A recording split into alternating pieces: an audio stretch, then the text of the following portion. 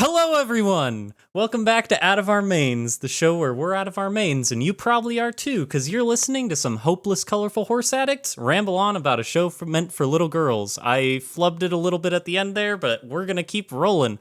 I'm Maynard, and we've got my beautiful, lovely. I'm trying to think of other flowery language to use to describe Ambazar. Kieran. He is a Hello. Kieran. Fluffy. He's here. He is fluffy. I am fluffy. That's true. And we've also been joined today by a special guest known fairly well in the My Little Pony YouTube community as Starstrike. So give it up for him. Hello. Woo! I am here. Yeah, we couldn't get Matt Pat, so we got someone who kind of sort of looks like him. A little bit. A little bit. At least according to the people that commented on Broniest React. Yeah. I do remember seeing that. Yeah, I've gotten multiple people saying that I either complimented me being like, oh yeah, he looks like Matt Pat. And then there's some people who I wonder if it's a compliment or not when they say I look like a discount Matt Pat. Oh. I mean, Matt Pat's good looking. Like it. He is. You know, even a discount Matt Pat is like. I think that's. I bet Maybe Matt Pat goes home at night and just like stares at a picture of Starstrike and goes, "Why can't I be him?" That's probably it. I don't doubt it. He's been trying. That's why he retired from YouTube. He couldn't handle the competition. He says, Mom, can we get Matt Pat? We have Matt Pat at home. Oh. Matt Pat at home. As far as my content goes, that's how I felt. That's like how I view myself compared to AC Race Fest for like the longest time. If it makes you feel any better, I prefer your content to AC Race Best. Let's go. Same here. Same like here. it was infinitely more. No, That makes one of us.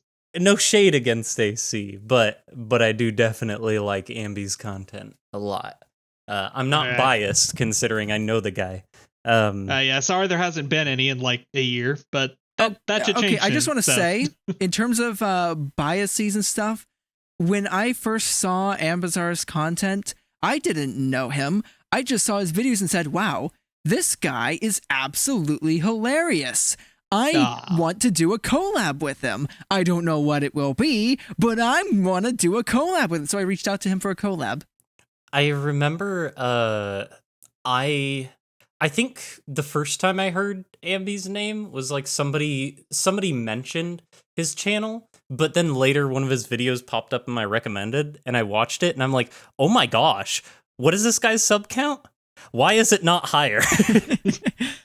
I feel like I'm the special guest here. Like, how did this happen? Oh yeah, no, it's the Ambi's wonderful, amazing Ambazar with the floofy mane and the hilarity content.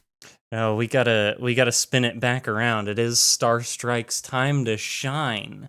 Time in the spotlight. Yes, the blue horse. Speaking of blue horses, we have Maynard, the wonderful unicorn with blue eyes and a blue coat. Not a blue mane, but it's the best we can do. We need to start like an exclusive Blue Horse Club. That's what we need to do. Number one rule of Blue Horse Club is you don't talk about Blue Horse Club. I'm sure Banquo would end up being the president of that. That's true. There may or may not already be a Blue Horse Club, but it's very small and it's very one-off and it's not very official. There was one video collab and then nothing happened with it after that. But yeah, so I'm excited to have Starstrike on. It's happy to be here. It's I can't very speak happy today. to be here. It is very happy to be here. No, I'm very happy we could finally get you on. For any listeners at home who don't happen to know you and what your channel is exactly, what do you do on the Starstrike MLP YouTube channel? So I make wonderful videos about My Little Pony. Did you know that? What? Nerd. What? Yeah, so yeah, it's amazing. I do theory videos and reviews and critiques on G5 and more critiques on G5. Oh, and people love your critiques on G5. I'm sure the Brony fandom takes it completely. They understand that it's a critique and not you hating on their favorite show, right? Oh, everybody loves my critiques. Everybody that loves him. I don't get any negative comments. Yeah, no I'm sure. one's ever sent me a death threat. Like everybody loves my stuff. Yeah. Like you look on Twitter, there's only positive things. You don't need to fact check that. Yeah. Everyone loves you. Well, I love you, Starstrike. Aw, I love you too. Our love can outweigh the hatred of a million negative YouTube comments. Yeah, I do. I at least have some people who are fans of my content. They're not all haters watching me. Oh yeah. I get more likes than I do dislikes. Not that it matters anymore these days with YouTube removing the dislike button. Yeah. You do have quite a sizable follower base, subscriber base, follower base. Do you have a name for the Starstrike fans? I know some people, Yes. like some YouTubers, have like a name. You do. I do. It came about during my I believe it was my first Ponytown stream. Okay. When I hit 1,000 subscribers, technically 2,000. I think by the time I did the stream, it's closer to 3,000 or so. Yeah. My channel was doing really well at that time. But when I did that stream, everybody in the chat just started saying, "We are the Star Strikers," The Star and so Strike. that the that Star became the Strikers. name. That's fantastic. To think it was your first stream was the 1K special, and now you're sitting at what, 36K? Yes. I said what like I didn't know, and I wasn't looking at your channel page right now. Just a random champion. guess, I'm just that good. Yeah, I'm sitting here like, so did you just recently look up my channel, or were you looking at it before this or something? No, you got it up now. Okay. No, I just know these things. I just know these things off the Cool. dome. I'm gonna be honest, I didn't know, so I'm looking at it right now. Yeah, I'm also looking at it. Oh, both of you are more okay. up to date on it than I am. Yeah, I want to point out something interesting. I didn't notice this before. So I watched your the video that came out latest. The how much money does Rarity actually make? I went over to your channel today. I was just looking through stuff, and I was like, I'm gonna sort by popular. And I'm like, wait, did YouTube break? That's the same. Oh, oh wow. You had a bit of a banger with that one, huh? Yep. That video did so incredibly well. And I am so happy. I'm Yeah. so The pleased with it. YouTube algorithm smiled upon you. Yep. The luck. Well, not the luck. The wow. I sounded like I was throwing shade there. No, I mean, when it comes to that, at least part of it is always luck, at least to some extent. it is partially, but it is a banger video. So Yeah, I mean, I will say that I do want to go ahead and claim that a lot of it was not luck. A lot of it was very, very calculated. oh yeah. Yeah, there was a lot that went into that video to try and get it, because my goal with it was to break 100,000 views. Uh-huh. I didn't expect it to get nearly 500,000. Yeah, it's wild. And like especially considering it seems like it was like a considerable amount of time between uploads for your channel. Yeah, and now the gap is even bigger because I haven't been uploading much, and I needed to take down my most recent video after like 2 hours. Oh. Yeah, it was about G6 leaks, and Oh. yeah, I was avoiding, getting a copyright strike. Yeah. That's totally fair. I remember yeah. seeing the community post about that. I completely forgot about that. Yeah, so technically that's my latest video. It's just not available to anybody. Yeah, that's really unfortunate. The Star Strike lost media. It's lost media now. It might show up again at some point. I don't know. Maybe once Hasbro's calmed down about these leaks. Yeah, maybe it can hit a re-upload. Maybe it can that'll also give it a bit of a second wind. Maybe it'll be a blessing in disguise sort of thing. I don't know about that, because when I first uploaded it, in the span of 2 hours, actually just under 2 hours, it got 11,000 views. Oh wow. That is the best performing video I have ever had in that span of time. Wow. I guess that I wonder why Hasbro saw it.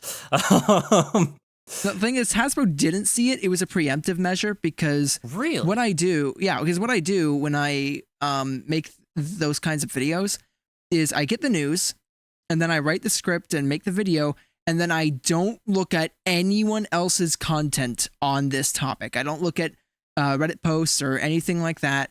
I just make the video so that I'm not being influenced by other people's opinions and thoughts on it. Yeah. I know that everything is purely my own thoughts. Yeah, but the downside to that is I don't know the latest information. And so after I uploaded it, then I learned that Hasbro was trying to scrub the internet of this media, and they were contacting a bunch of people who on Twitter and Equestria Daily who were posting the leaks, and they were taking them down. So I was like, oh, yeah, I don't want Hasbro to put a strike on this channel. And they seem to be taking these leaks very seriously. I'm just gonna private the video now. You just hear a knock on your door. Oh no. As soon as you click post, you just hear a knock on your door. It's like, well, my time has come. It's over. Yep. Well, Hasbro being overzealous with their own properties, that doesn't happen. No. The HBI. Yeah. The Hasbro Bureau of Investigation. No, that's probably the best action you could have taken there. I'm actually not really in the loop when it comes to the G6 stuff. I've seen screenshots, but I haven't really gone into like reading anything or really discovered much about it. Yeah, I haven't myself either, and looks like it's going to be difficult to do so now since everything is kind of being shut down and everything. But maybe that's for the best, and maybe it's for the best that we don't talk any details on here for fear of any of that fun stuff. Well, I mean, the thing is, we're allowed to talk about it. We're just not allowed to share the media. Oh. But we did not sign a non-disclosure agreement. That's true. We can say whatever the heck we want. Free speech, baby. Starstrike the lawyer. Let's go. All right. Okay, well, shut up. Okay. In that case, well, Starstrike, is there anything about the recent G6 leaks that have stricken your fancy, that maybe stood out to you in a good or a bad way? What do you think? What do you think about it? I think it looks like it's going to be okay at best. Yeah. I don't think it's going to be like, oh my gosh, this is so awful, it's painful to watch. But I don't expect it to be great purely based on, the premise. It seemed incredibly cliche in every possible way. Yeah. Neither one of you really know much about G6. It was, so what I heard about it was like it was meant to be like a multiverse type thing, or like a kind of. Okay, I'll explain what was happening. Okay. So there was a leak about the Ponyverse where all the different characters from different generations were coming together. Yeah. And but then we got an animation for it, which was really just a bunch of sliding images. I saw clips of cheap that. looking overlays. Yes, Yeah. It was goofy. So that was essentially like this really rough animation made for it. It was a bit about Twilight going to a cutie mark camp where she can earn her cutie mark, which by the way are earned by ponies doing something that they really enjoy and not based on a special talent or destiny. Meaning the pony who enjoys drawing circles could actually get her cutie mark in drawing circles. Just wanted to throw that out there. That's okay. Yeah, I noticed in the few images I saw that all the characters I see are blank blanks. Yeah. And so that made me straight up think, oh, okay, so they're not doing cutie marks. No, they're doing cutie marks. It's just the rules have changed ever so slightly. You earn your cutie mark by doing something that you enjoy. And so Twilight goes to a cutie mark camp to get her cutie mark. And while she's there, she meets and befriends Rainbow Dash, Pinkie Pie, and Misty. Really? Yeah. Yeah. So I saw it that. looked like it was a reboot and not like a multiverse situation where they're all coming together. These are just new versions of these characters in the same generation. Yeah, I noticed that 'cause it was like, oh, Twilight, oh, Pinky, oh, right, oh, Misty jump scare. So you're telling me that Hasbro, the toy company, decided to pick out the most popular characters from both of their most profitable franchise, or for their most profitable generations, and well, actually, I don't know if G5 was as I don't know. I guess you'd have to compare G1s through 3 to 5. But anyways, they picked the most popular characters and put them together. I wonder why. Well, thing is, Fluttershy is actually, by all polling, the most popular character in G4, Really? or at least the most well-loved. Is that by what sort of survey is that? Is that a fandom survey, or is that Literally every fandom survey I've ever seen, it's like Fluttershy wins in a landslide. I think it could be a difference between like the brony population and like the Just like general audience. yeah. General audience, I'd say it's Twilight and Rainbow Dash are the two most popular. Oh, for Yeah, I was about sure. to say, I feel like for general, like it doesn't surprise me too much that Fluttershy, but I feel like for general, I just really, my first instinct would be Rainbow Dash would be the most popular. Yeah. Yeah, Rainbow Dash is like in all of the memes. Every time you see some sort of pony meme that shows up randomly on YouTube from people who don't cover ponies, it's Rainbow Dash. Yeah. Except for Mortatwai. Oh yeah, there's Yeah, that. every Because once that in a was while. a thing. You don't know what Mortatwai is? Oh, you sweet summer child. It was I'm sure you've actually seen it. I feel like there's no way you haven't. But it was where everybody was shipping Twilight with Mordecai from regular show. Oh, right. Yeah. The airplane. Yeah. Oh, Can we man. pretend Yeah. like airplanes in the night? Yeah, that was like huge for like over a year for no reason. Oh man. I don't know why. Like, I don't know of either. all the ships, why that one? I don't like. I even went so far down the rabbit hole. I started watching YouTube videos to figure out why it was a thing. And even the YouTubers that were supposed to be like talking about it they're just like, yeah, we don't know. guys, I'm gonna make a confession. I really liked Mortatwai. I thought it was really funny. I mean, I like My Little Pony. I liked regular show. I'm just like, whatever. But let's be honest, Mordecai would have fumbled Twilight if that had actually happened. That's what Mordecai did in regular show. I think when the meme was like first getting like really popular, I was currently rooming with a guy who was like a massive regular show fan, and so that was like something we bonded over. So maybe I'm a little biased. Yeah, it was something we would like joke about with each other all the time, because he knew I was super into MLP. I knew he was super into regular show. And yeah, so we'd reference it like constantly. It was a good time. Star, have you ever seen regular show? I have not. Oh my gosh. I've not seen a single episode. I've in terms of like the amount of clips from the show that I've seen, I've probably seen under a minute's worth. Really? I highly, I don't know where you can go watch it off the top of my head, but I highly recommend it. I'm going to guess Hulu. I'm actually not sure at the moment. I mean, it is a Cartoon Network series. Yeah. But anyways though, I guess maybe I've got a few questions here for you, Starstrike, that I kind of wanted to get into and get some of your input on, maybe poke your brain a little bit. So, the first one I wanted to bring up was where'd your name come from? Is it your OC's name? How did you come up with it? I'm pretty sure it is your OC's name, right? It is indeed. So there was a process, about a year's long process of coming up with this name, because Starstrike is not the original name for my OC, and this isn't even my original OC, but it's very close to the original. The original is in it's a very old drawing that I made probably 10 years ago or so. Oh wow. Yeah.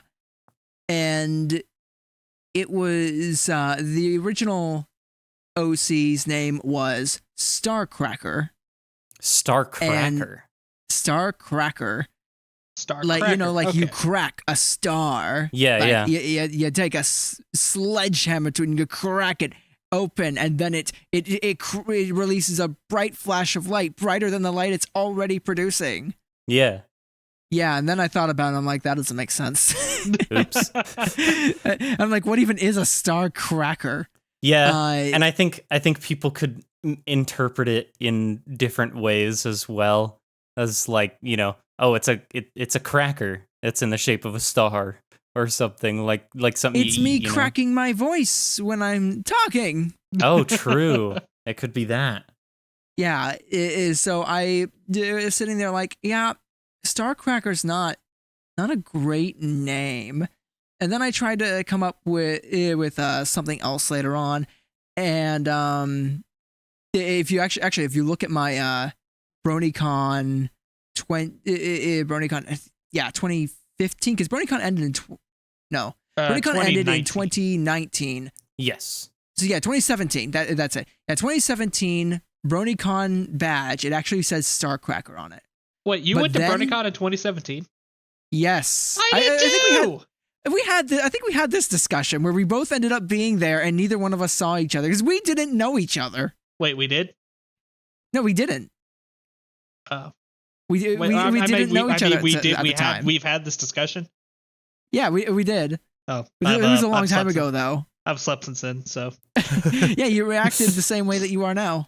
But BronyCon 2017 was like probably still the best weekend of my life. Oh, it was wonderful. Yeah, Anyway, yeah. so yeah, I went. So my badge actually says Starcracker. Then I went the next year and I was like, yeah, Starcracker. It's a dumb name, and I changed it. You know what I changed it to? Starblade. Oh, getting a little edgy there, huh? Get the edgy Yeah, face. Let's go. It is like the Edgelord Starstrike. Let's go. Which, you know, it ties somewhat into the fact that my OC currently has a sword. Yeah. The original OC did not have a sword or an outfit at all. But it was like blue with a blue mane. Yeah.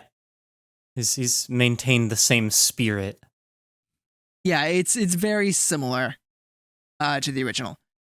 And then I changed it again because I'm sitting there like Starblade. Yeah, it doesn't roll off the tongue the best. It's not the it doesn't have like a distinct meaning. And then I was like, yeah, I want to change it to something where both words start with an S, because that rolls off the tongue better. And especially, I landed on Starstrike and started using that as my username for everything. And Starstrike has it has an actual meaning to it. And I tied in the name with my OC and how my OC actually performs in combat. Oh. And I came up with a meaning for the name Starstrike, which is to attack from above or strike from the stars. Ah, that's clever. I never would have thought of that. That's pretty fun. We're getting Yeah. like full on lore here. Yeah, the deep Starstrike lore. Do you this random question, do you happen to have any experience with swords? Or like fencing or something like that? So it somewhat depends on how you look at it. I like to say yes. Okay. I think swords are awesome. I've held swords before. I've swung swords. I've sparred with wooden swords. Yeah. But I've never had professional training or anything. I've never actually done fencing. But something I do a whole lot of ish. It's more recent I've been doing a lot of it. But it's LARPing. So you go in with foam swords and you beat everybody up. That's awesome. It is so much fun. They're all like, and they're not. We're not talking like your flimsy little $2 swords you get at Walmart or anything. No, we're talking like solid weapons that they've got like a solid bamboo core or a PVC pipe core or something. Yeah. And then they're covered in a thicker foam made from like a camp pad or a pool noodle or something. And so when they actually collide, they're not flexing or anything. Mm-hmm. And it's great fun. Yeah. Have you ever? Are you interested in like in like war or anything? Have you ever considered like war reenactments, like that sort of thing? I've not. Genuinely, like, I've never really been that interested in reenactments. Yeah, that's I've fair. mostly just been interested in the process of dueling, different types of weapons, like what their uses are, the different capabilities of weapons, and it's not even just swords, like different types of polearms, and spears, halberds, flails, nunchucks. Oh, They yeah. suck, by the way. Yeah. Dang. Yeah. Did you like? When did you like? Kind of start gaining an interest in like in weapons and that sort of thing, like hand to hand. Well, not hand to hand, but blades and that sort of thing. Like, do you know where that interest comes from? Like, Yeah.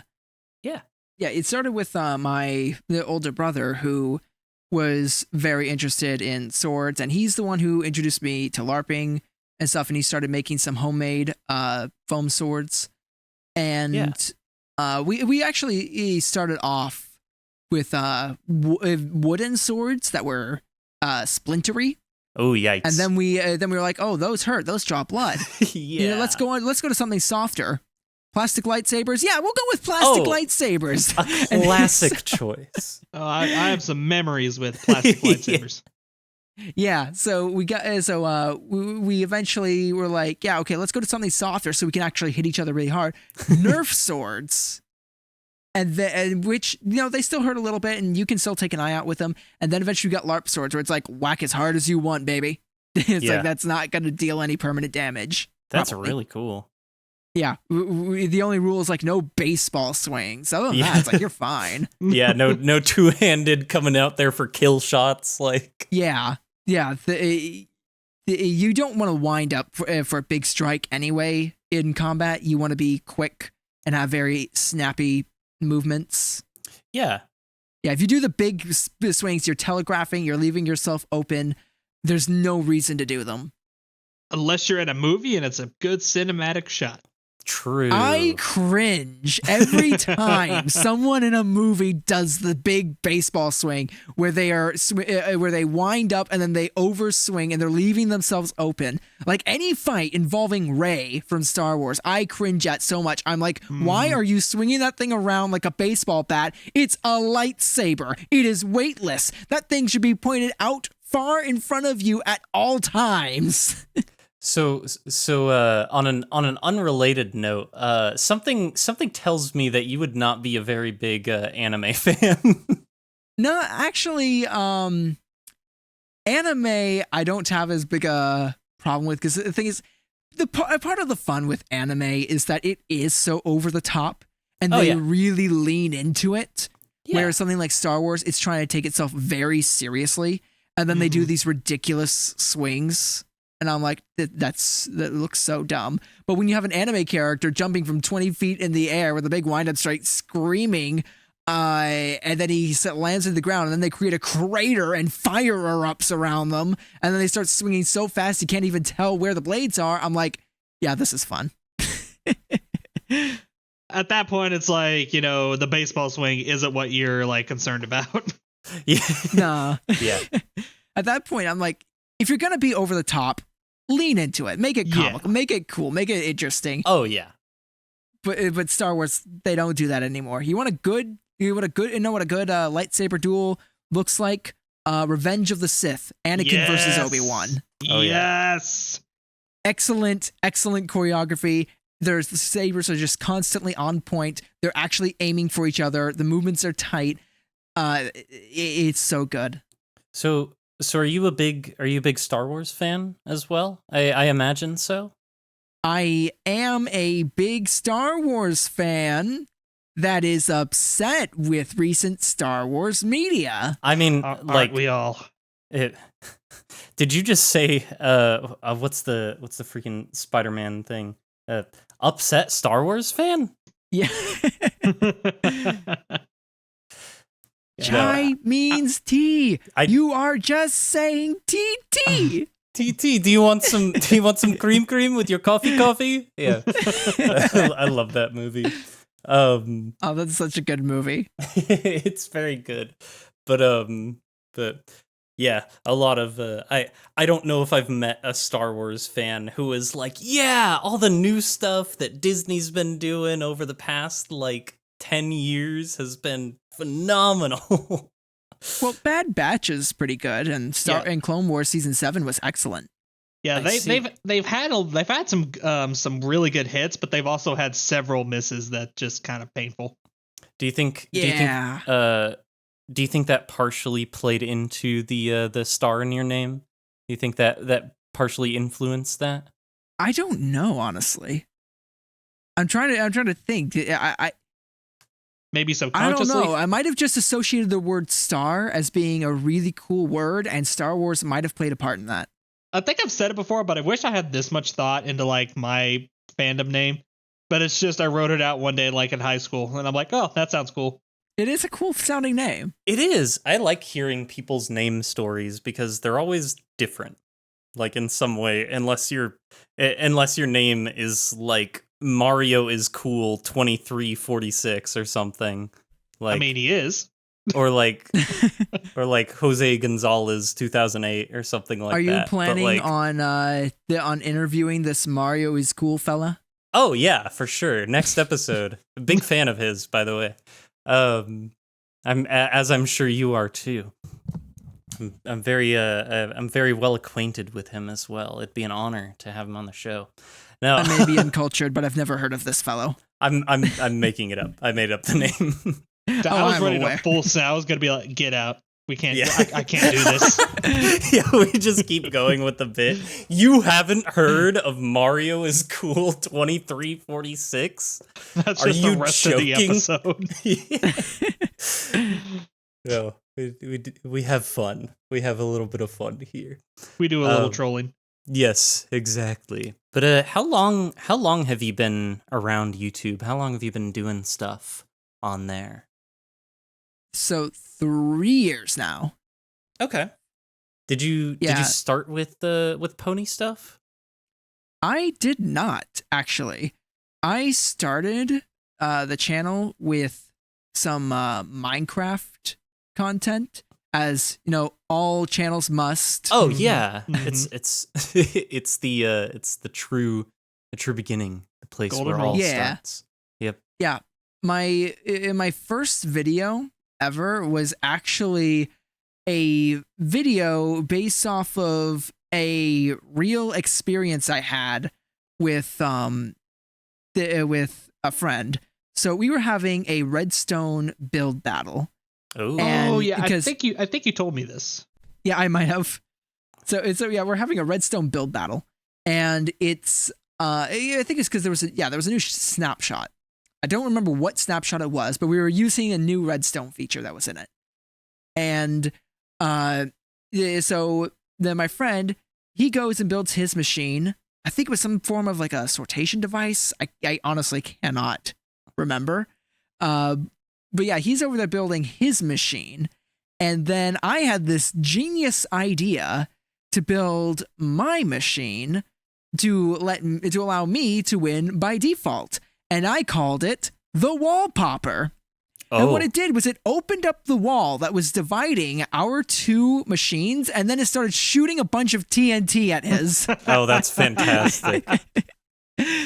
And so my first video that I made on the channel is a wall popper commercial.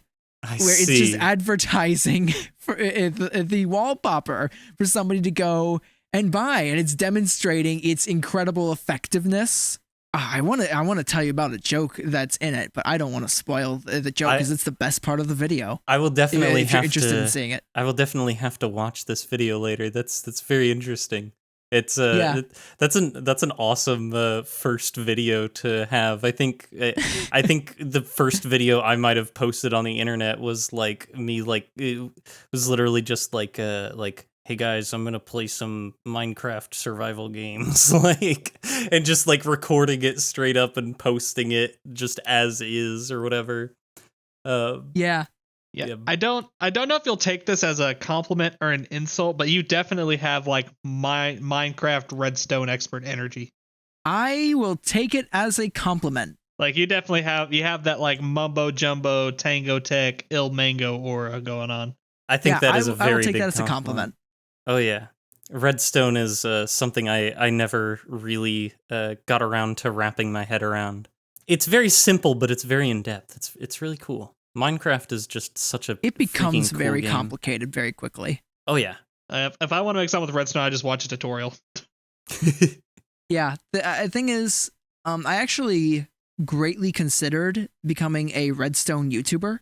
Really? And Really? yeah, and I decided against it for multiple reasons. One of which was that if I was gonna give somebody a tutorial on how to build a redstone machine, I needed to be able to go unscripted and explain what I'm doing as I'm doing it. Now I have a problem where I am extremely bad at multitasking, especially when one of those tasks is talking.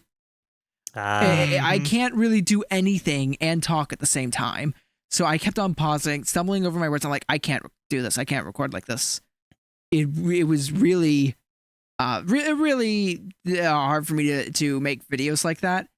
And then I would also have to remember exactly how I built the machine so I could teach you how to build it.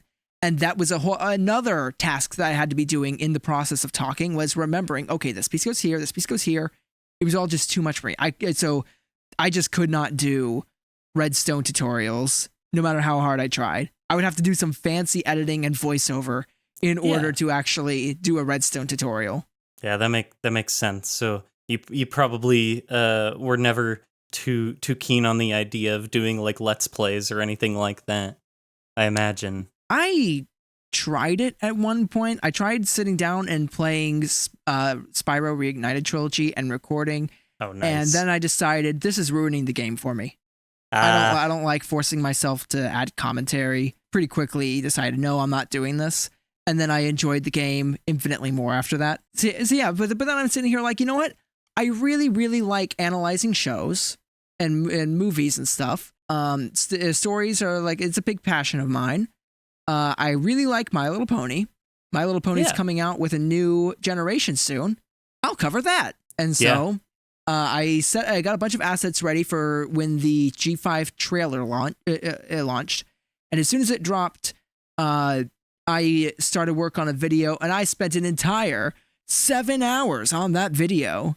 At the time, that was a lot for me. Oh, yeah. Mm-hmm. But yeah, I spent like 7 hours on the video, got it out, and it quickly became the best performing video I ever had. Really? That's awesome. Yeah, with a grand total of like 50 views in the first week or something. It's a sign. 50 views? But still. That's wild. Yeah, but then over time it grew to like about 500 before it sort of plateaued. And then I said, okay, that did really, really well, especially since I was only getting like 10 views on some of my other videos, and most of those I think were friends. Mm-hmm. So I then it was like, okay, I'm gonna make another video and try again with the My Little Pony thing, see if that works. And it got like 7,000 views, and it was a theory video on what happened to the Wendigos. And then I was like, oh, okay, that did really well. Just to make sure this isn't a fluke, I'm gonna make one more video, and it got 10,000 views. And I said, all right, I'm doing this.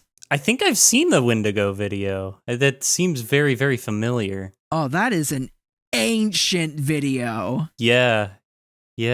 I probably didn't like it was probably one of those things where like I saw it pop up, I watched it, and I moved on. Like I forgot like who made it, that sort of thing. Like it was just one of those videos you watch while going through YouTube, and then you move on. And then later I think I found out about your channel through I was talking a decent bit with Doc Anubis at the time.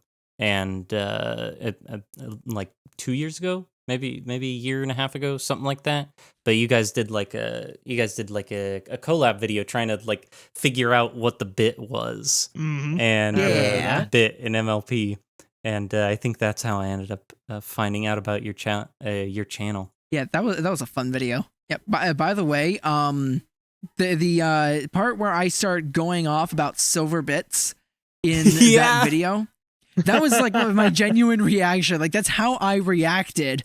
And the doc was just like, that was so good. It was so funny. Please put that in the script. We got to include that in the video. Yeah.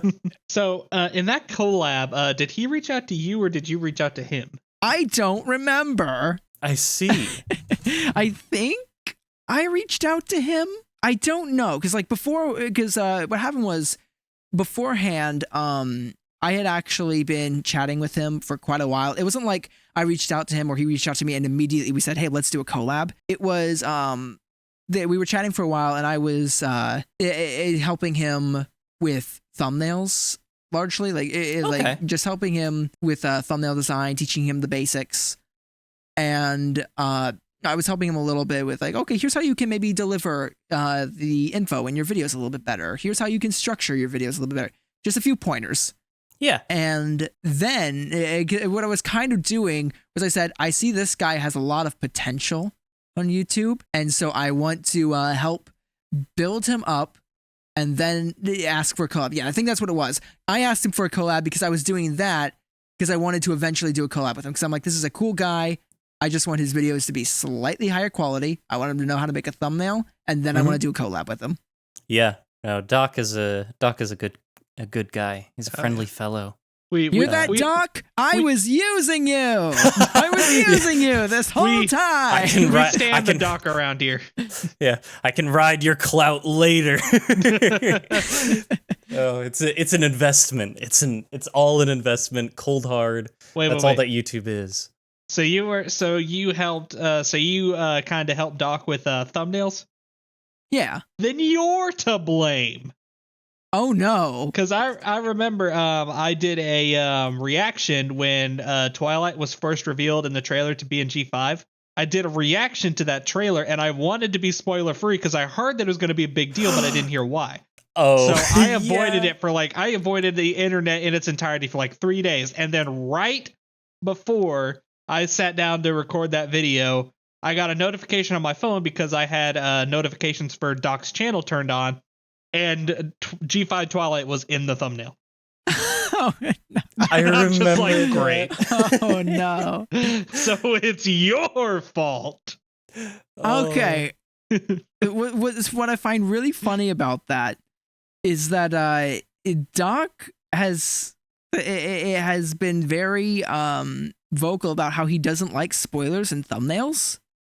So I'm surprised he did that. I wonder. I kind of made a joke about it in the reaction, halfway through. So I don't know. Maybe I turned him on that because I was gonna say maybe at some point he's like he had several people say something about that, and he's like, oh, I don't want to spoil people on thumbnails anymore, sort of thing. But maybe that might have been it because that was a while ago. Honestly, that was a minute ago. I do not blame him though for doing that for the thumbnail though, because that YouTube views. Yeah, everybody that included Twilight in the thumbnail instantly was getting twice as much, 4 times as much, 10 times as many views as normal. I forget how well mine was before. It was either 4 times as many or 10 times as many. I don't remember. Yeah, I put her in the thumbnail too. So, I mean, I'm kind of a hypocrite when you look at it that way. But at that point, I was just like, whatever. Everyone else is doing it. Everybody knows at this point. Yeah, I considered not including her, but it wasn't for spoiler reasons. It was because I didn't think the thumbnail looked good. Ah, I see. Yeah. But I included her anyway, and I'm glad I did. Them views, man. It was an infinite success glitch. It was an infinite view glitch on the YouTube platform. That's pretty good. Yeah. For all you aspiring YouTubers out there, that's what you got to do. Put ponies in the thumbnail. True. Thankfully, we have the thumbnail test and compare feature now on YouTube. Oh, and yeah. my gosh, that is so useful. We have the what now? That's a feature I've been wanting for so long. I haven't messed around with it yet, but yeah, I heard about that. You probably know a little bit more about it, though. How does that work exactly? So you upload 3 thumbnails to one YouTube video, and YouTube will show the video to people with these different thumbnails, and it will test and compare their performance. Really? So, yeah. However, from what I understand, it doesn't actually test and compare their click-through rate. It compares the retention after people have clicked on the video, which you wouldn't think the thumbnail would have anything to do with that.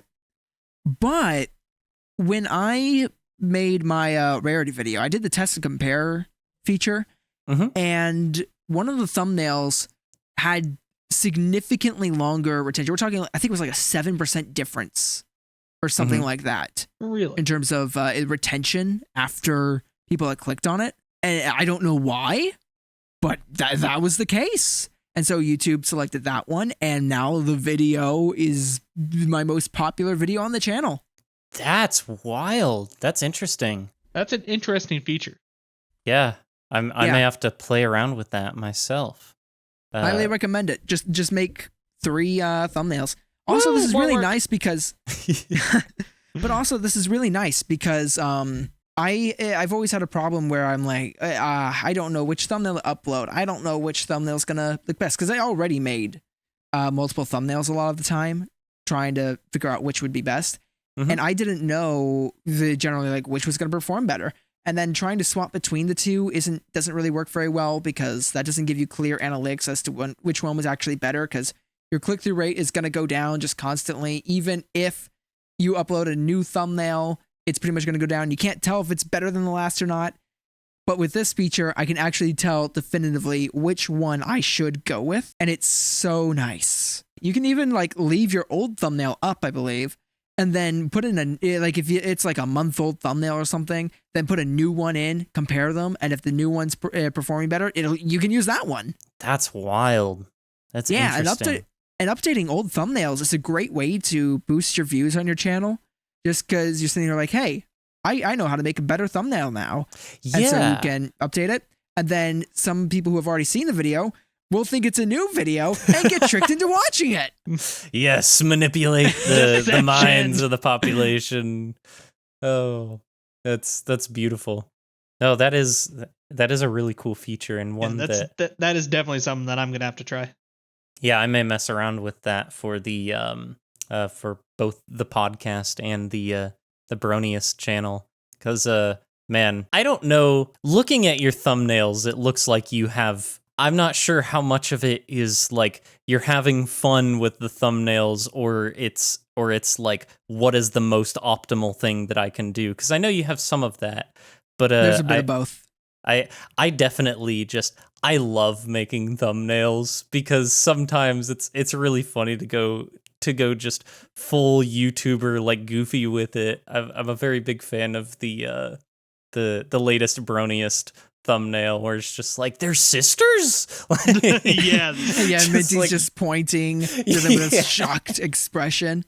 Is there anything that you kind of wish you could? Is something you wish you knew when you started? Any like lessons that you've learned that you wish you could go back and tell yourself like, no, don't do this, or old me, do this? There is several lessons, but there's one that really bothers me from my oldest videos. Thankfully, I picked up on this really quickly, and I solved this problem. But the big thing is tighten up the audio. Don't have a bunch of breaks between speech. And the thing is, not only did I have breaks in my earlier videos, I put those breaks there intentionally because I thought that it would make my speech flow sound more natural. End a sentence, pause. Make a point, pause. It was the dumbest move I could have possibly made, and I did it. And I want to slap myself for it multiple times to the moon. It was I don't do that anymore. Yeah. Yeah, I was just thinking back to my older video because we really went something like this. I didn't develop my recording voice at the time. I had all these pauses in it. I was more confident than some people are starting out. At least still didn't sound that confident. So my voice, I sounded a lot like this. So I just watched the latest trailer for the new Generation movie coming out, and it looks amazing. I'm very excited for this movie. Number Now, 15. I want to tell you my thoughts on it. So bad. You sound like you're recording like an ASMR video. So today, I'm gonna tell you about the trailer to the Generation 5. Like, actually, that makes me think of another question. To be completely honest, this is a bit of a selfish one because I've been trying to do some of my own YouTube stuff on the side. I haven't uploaded anything, but I've just been working at a different project, not even pony related. I know, heresy, what a tease. But do you have any advice for script reading, for like reading off of a script? Because I find that when I read off a script, I become very like I can sound like I'm reading off of a script. You have any advice there? That is something that, at least for me, like it took a little while for me to really start making it sound more natural. And the main thing that helped me was writing the script and thinking about, like, in my head how I sound as I'm writing this. Like, take my inner voice and be like, okay, yeah, that's what I'm going to sound like when I record. And then immediately, if I can, immediately after I write the script, I read it so that I remember exactly how I wanted to sound. Interesting. And so I can sound like that. Another thing is it's not because like when I read off a script, I don't exactly sound completely natural. Like the voice is my voice is exaggerated a little bit. Oh yeah. Yeah, and the fluctuations in my voice are also exaggerated. Exaggerated? No. Exactly. So yeah, like I'll go and I'll watch other YouTubers. I would say MatPat's a really good one, and you can watch it and listen to all the subtleties in how he's shifting his voice when he gets quieter, when he grinds his voice like that, which is something that I have kind of stolen from him that he stole from someone else. So I don't feel bad about it. Yeah, of course.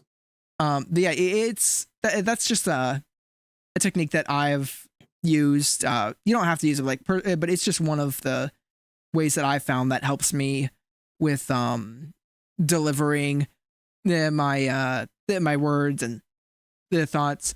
Yeah. There's certain times where you can get more excited over something. Mm-hmm.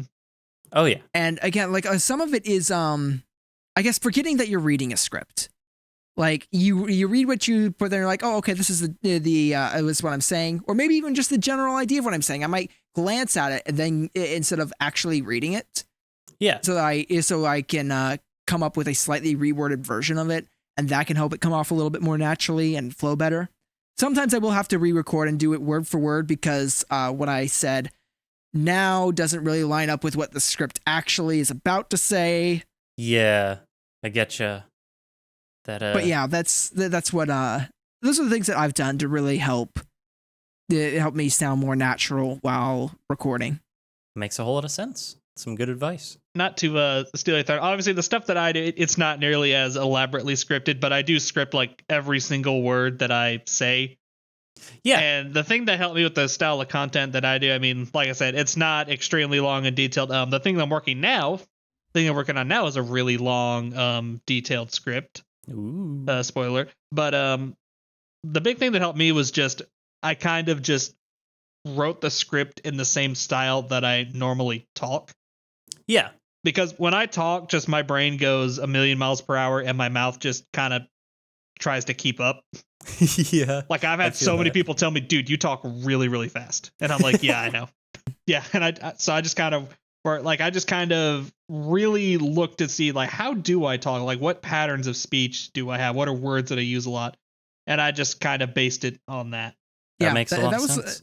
that was genuinely a problem that I had with like so a lot of my earlier videos, mostly some maybe like my middle of road videos, where I went from leaving all these pauses to realizing, oh, that's bad. I shouldn't do that. And then I started speaking really quickly with no breaks, and I had the opposite problem. And I got a lot of comments from people being like, "So, are you speed running your videos or something?" Yeah, I had so many takes of videos I've recorded where I just didn't use it because I talked so fast you literally couldn't understand what I was saying. Oh, wow. Yeah, honestly, I still struggle with the pacing of my videos, trying to figure out like it makes sure, am I going too fast? Am I going too slow? Is this too long of a break? You know, that's still something that I actually struggle with. I think I've gotten pretty decent at it, but every once in a while I'll look back at a video that I've already uploaded and I'll be like, could have done better. I feel like you always can do that with anything though. As soon as you hit upload, you immediately are like, oh, I could have changed it. Oh, that could have been different. Ooh, I should have that sort of thing. Yeah. You know? Yeah. I honestly hate watching my videos most of the time because like I'm just so overly critical. Just like, why did I do that? Like I don't Because sit it and was watch my own funny. stuff. You're a very funny individual, Ambi. I wish to see the return of your content. Yeah, didn't you make a video saying that you weren't going to be disappearing on us and that you were planning on getting back to videos soon? No, look, things happen. Put him on blast. Put him on blast. Keep going. No. Yeah, I honestly have no excuse. I'm just a liar. No, I get it. I know how it is sometimes, especially when you take such a long break. It's easier for the break to last longer and longer. Cough, cough. This podcast. But no, I totally understand. But I do look forward to the day when Ambazar makes his great return. The fandom rejoices. He's back. All right, but enough about me. You know who is uploading videos every once in a while? Starstrike. Next question. He is. Wait. When was the last time? When did I upload? Hold on. I think. Yeah, 2 months ago is when I uploaded the rarity video. Yeah. Hey, you're beating me, my guy. Yeah. It's not too long ago, and they're very high effort. Yeah, for very high effort videos, that's acceptable. In my defense, my recent video, I did take it down. So yes, there is that. You're still on that YouTube grind. You still got it going. Yeah, I'm still making videos. I'm just not uploading as much as I should be. But also in my defense, a lot's been going on. Yeah, you're a busy guy. I know you recently made the announcement that you're getting married, right? Yeah, I am getting married. For that. Is I can't one of the remember big if I things. actually told you. Thank you very much. Yeah, so that's something that's been taking up a lot of my time. Understandable. Oh yeah, and that's and I believe that's happening very soon. Yeah, but like just a few weeks. Oh wow, really? Nice. Yeah. That's wild. That's got to be exciting, but also incredibly busy, I imagine. Yep. The hope is like after the wedding, after everything's settled down, then I will have more time to just grind on YouTube, and I can do it very consistently. Yeah. My eventual goal, like it's been 2 months since I've released a video, but my eventual goal is a video every other week. Ambitious. Oh wow. Yeah, that would be good. That'd be a lot. Yeah. Yeah, like I want to turn this into something that generates full-time income.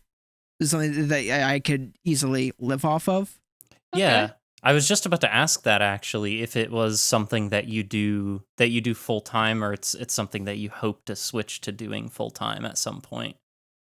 It's something that I guess you could technically maybe say that I do it full time, because I don't work as many hours as other people do in full time job. Mhm. But also, I do not have a job, a full time job other than this. So, like, I consider this my full time job. Yeah. Does it generate a ton of money? No, but that's why I want to get it to every other week. Yeah. That's Yeah, awesome. Because if I'm doing that, then that's plenty to live off of. Like that would be great. But Yeah. everything has to calm down before then.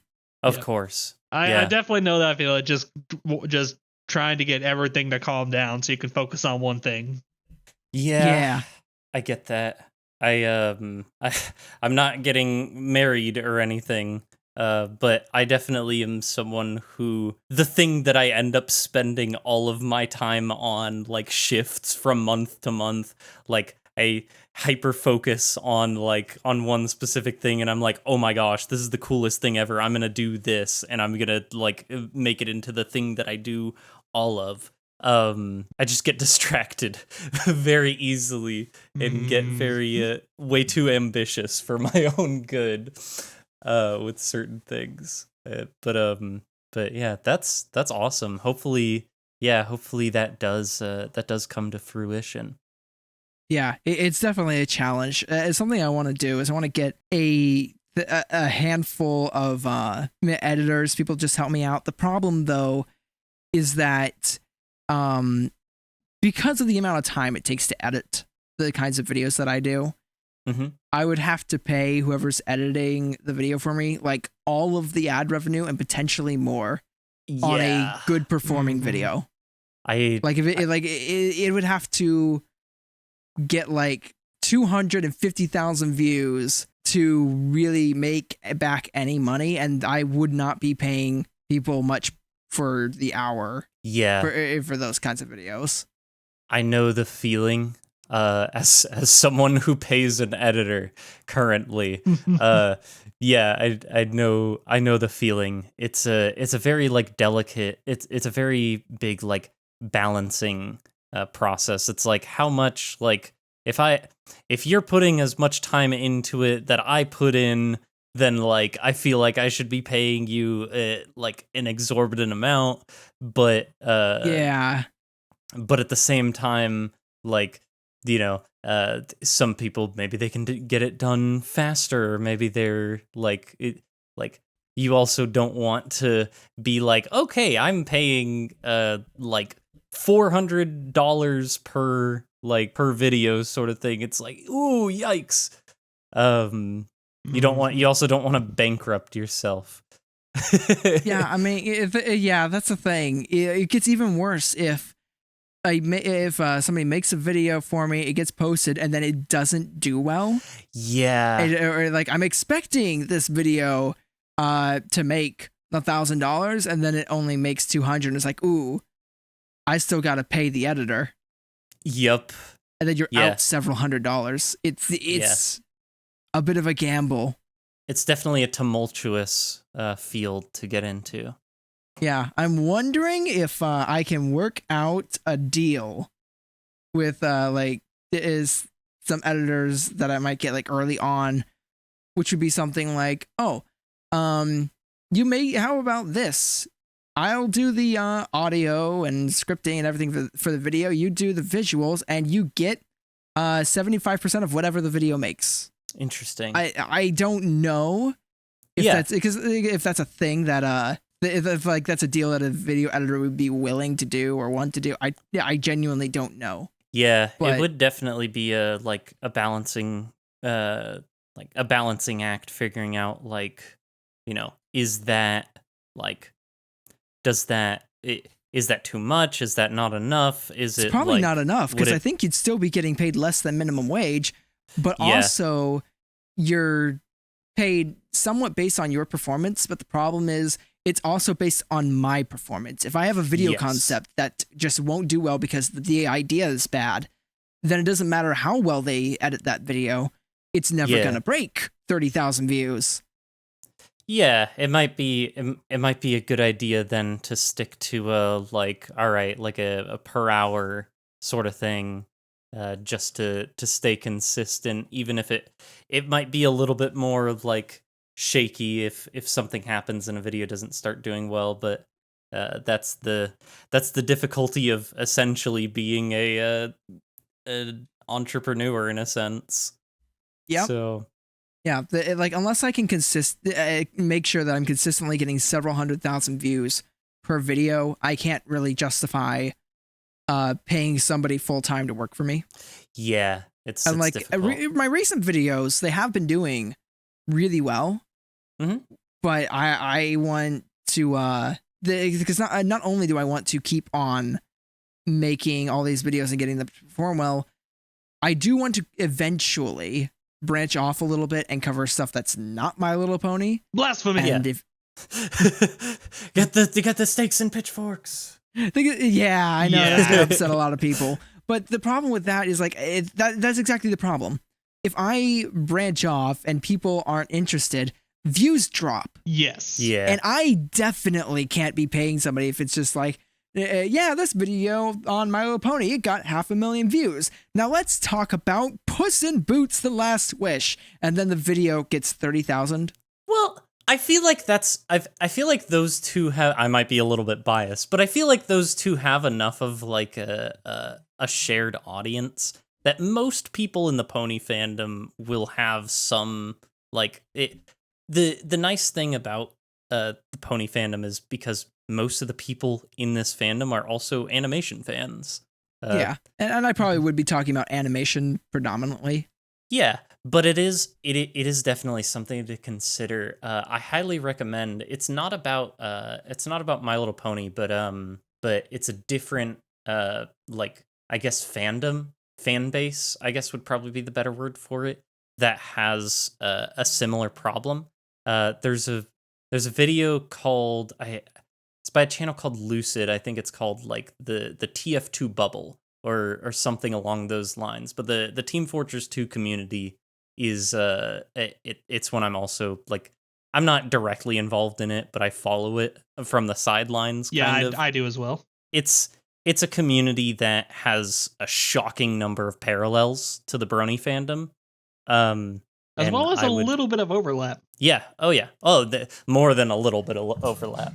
But I highly recommend that video. I can send it to you later. But it talks about that exact idea of like YouTubers like trying to step out of their niche or like their specific fan base and into something else, and like how best to do that, how different people have tried and succeeded or failed, and it's really good video. Yeah, I think that the main thing though, like just in general, the main thing that I have found that I think will keep the channel afloat even during the transition is just make good videos.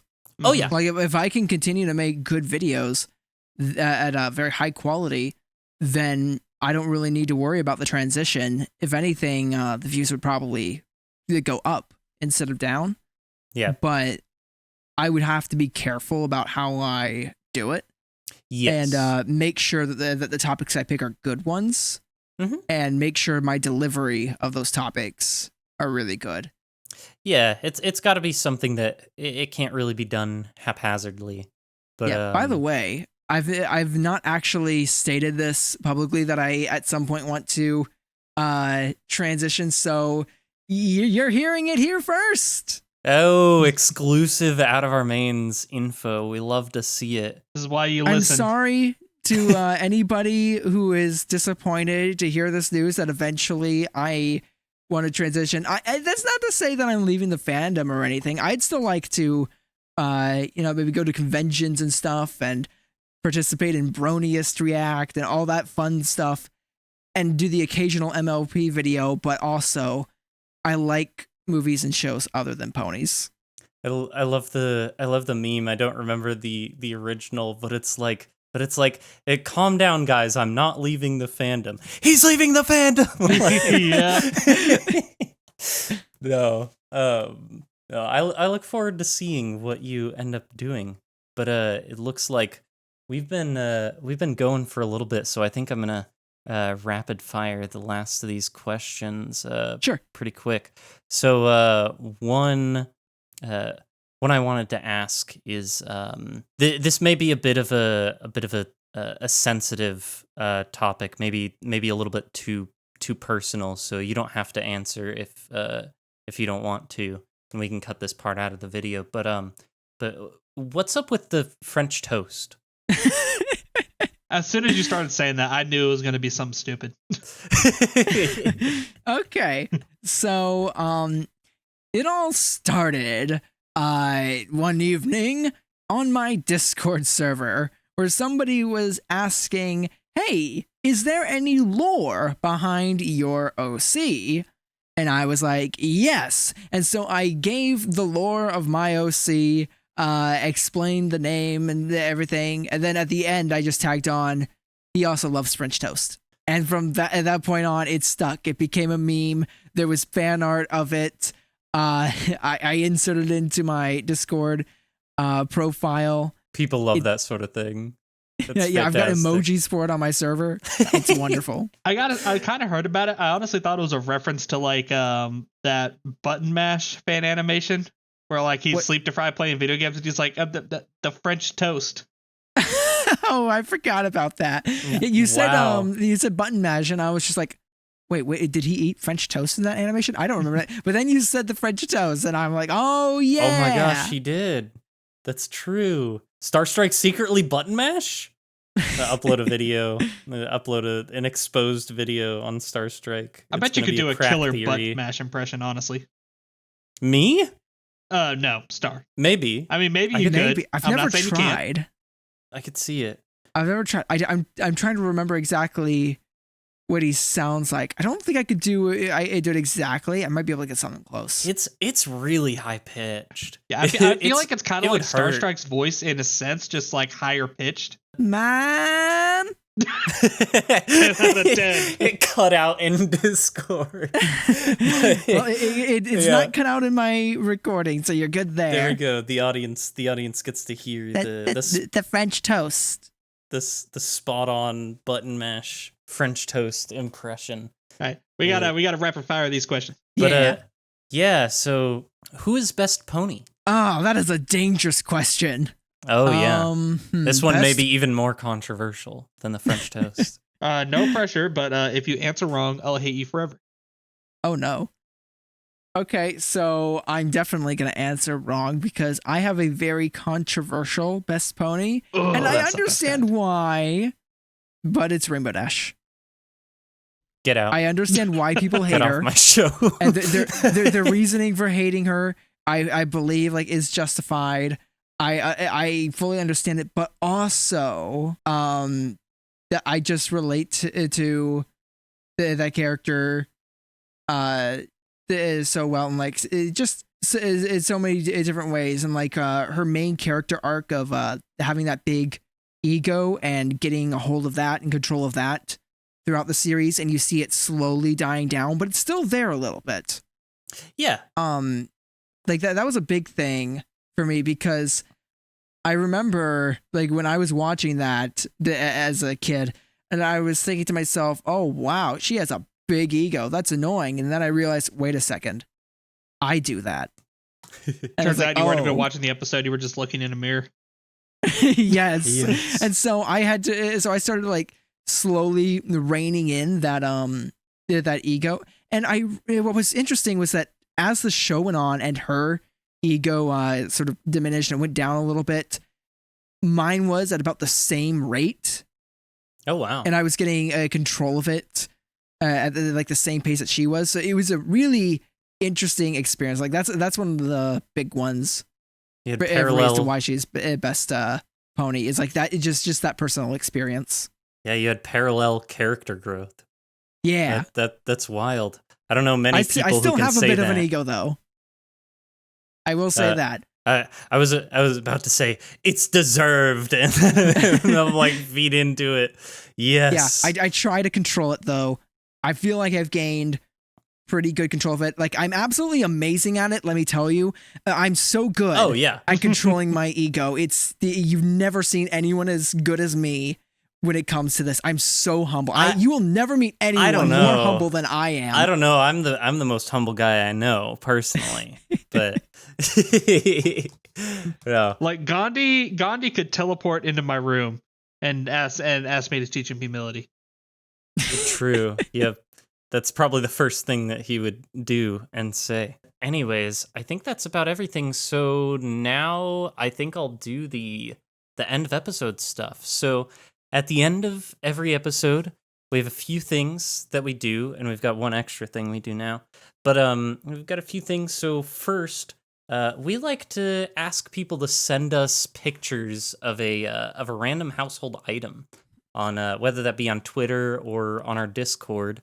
So right now, those images should be flashing across the screen from the previous episode, and as well as any fan art that we may have received. But this time, if you guys want to send us a picture, Star Strike, what do you think is a random household item that people could send us a picture of? Send a lamp. A lamp. A lamp. That's an interesting one. Yeah, send us your light sources. So you can send us a picture of a lamp, whether that be in your house or at a cool restaurant you found, or maybe you take a picture of it at like Goodwill or a thrift store and pretend like it's yours. That'd be pretty fun. Also, if you don't own a lamp, comment that you don't own a lamp. I'm curious, one, how many people don't own lamps, and two, I'm curious how many people made it to the end of the video. That's true. Yeah, that is something that you should do. Wink, wink, nudge, nudge. So if you want to send us a picture of that, you can go ahead and send that to us on Twitter at Out of Our Mains, or using the hashtag MainPod. You can also join our Discord, linked below, the Out of Our Mains Discord, and send it to our Send Pics chat. So that would be phenomenal if you went ahead and did that. Otherwise, there's another thing we do at the end of every episode is we have a question of the episode, and let me think. If you have something on the tip of your tongue, Star Strike, I'm willing to go along with it. But if not, I've got one as well. Nope. There's one word that's coming to my mind, and it's piggy bank. Piggy bank. the question of the episode: piggy bank. It's a very open-ended question. Yeah, how much money do you have saved up? Question of the episode. I kind of want to make it. You know what? We didn't even talk about this, but I think it's an important question to ask. What are your thoughts on? Well, we did talk about it a little bit. What are your thoughts on the potential future of My Little Pony, of G6? What do you? Well, I think that it has potential. It could be absolutely incredible. It could be excellent. I think that there's a million ways that you can do My Little Pony right to make an amazing G6. But knowing Hasbro, it will probably be okay at best. It might be like decently enjoyable. Like, it might be a show where you can sit down, have your kids watch it with your kids, and you aren't going to be in pain. But without somebody like Lauren Fauster with a lot of passion and desire to make sure that it is an excellent show that appeals to all ages, I don't really have high expectations or high hopes for any sort of My Little Pony content coming from Hasbro. Like, I feel like some of that was still there. Some of that passion, desire was still there behind G5. And I definitely think that a lot of the people working on G5, they had passion behind it. But I don't think that it turned out the best, and I don't necessarily believe that's their fault. It could have been any number of reasons. It could have been Hasbro. It could have been some miscommunication. But either way, I felt like even then, like, some of the passion was there, but it was diminishing. And I think that in G6 there's going to be even less.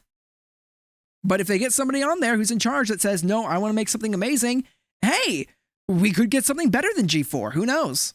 Yeah, well, we can only really wait and see and hope.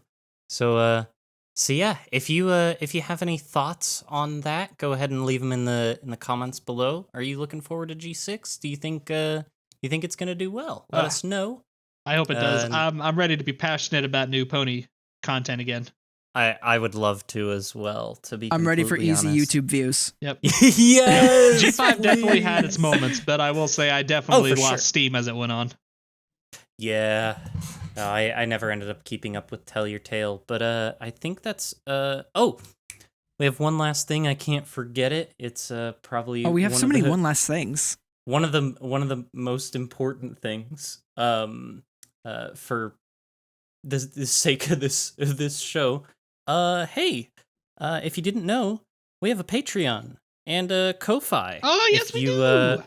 Yeah, if you want to support the show monetarily, and by that I mean keep me from going insanely into the red on this show, then you can go ahead and support us on Patreon or Ko-Fi. Those will be linked in the description. And if you do that, you get a special role in our Discord, as well as your name on screen at the end of the episode and said aloud. So thank you to Sky Arrow for supporting us on Patreon. He's been a longtime fan of the show and a good guy. I've gotten to meet him before. So yes, sir. Sky Arrow. Good man. But yeah, other than that, I think that's about everything. Starstrike, you got anything in the anything cooking up that you'd like to tease in any sort of way? Any future projects that you can maybe give a little tidbit? Yeah, I'll go ahead and drop the title of my next video. Oh, juicy stuff. Reading 1-star MLP reviews. Ooh, that's fun. Yes. Yeah. I'm looking forward to that. Yeah, that's what I'm currently working on. Unless something else comes up and I make another video and speedrun it. But for right now, that's what I've been working on. And also, I just want to say, yeah, guys, definitely go support them on Patreon. I hear that they give a 90% cut to all their guests, so I'm excited for this. Go support them. Go do it now. Yes, It's been said on the air. Can't take it back. No take backsies. So actually, our guests actually get 100% of the revenue gained in the before what month was it? Before June of this year, they get all of the revenue that the Out of Our Mains podcast gained. So can't imagine why. Yeah. I was so ready to go into the spiel of. I just want to thank you for inviting me to be a guest on this podcast. It really means a lot to me. But yeah, Ambi, I know you said you were working on something. Is there anything you'd like to tease about that, or you got anything else that's in the works? Part of me wants to, but I feel like it's not quite far enough along for me to do that as of yet. That's fair. The script is basically done, but that's about the extent of what's happened. So, well, you heard it here first, folks. Ambi does have a video in the works. I'm not dead.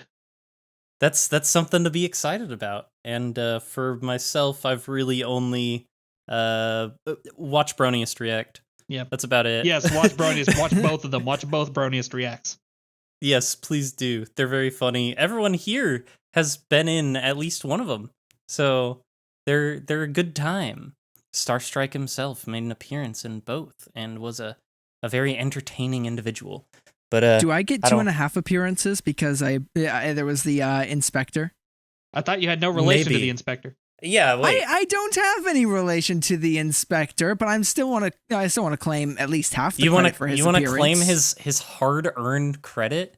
You're gonna take advantage. I feel like this is identity theft. We're gonna have to end this podcast here. When you send a picture of your household items, such as a driver's license, what do you expect me to do? Well, I think it's over here. Well, Anyways, have a good day, everybody. Thanks, Starstrike, for joining us for this episode. Thank you been a so much for pleasure. having me. All right, It's been great fun. Go sub to Starstrike if you haven't. Yes, go sub to Starstrike. Go do that. Woohoo! Support him in all the ways that are possible to support him. So, I Indubitably. have super thanks and channel memberships with very little perks. I need to do something. I need to put up like Patreon or something. do it anyway. Do it anyway. Go do the channel membership stuff. Anyways, goodbye, everybody. Have a good day. Bye. Bye.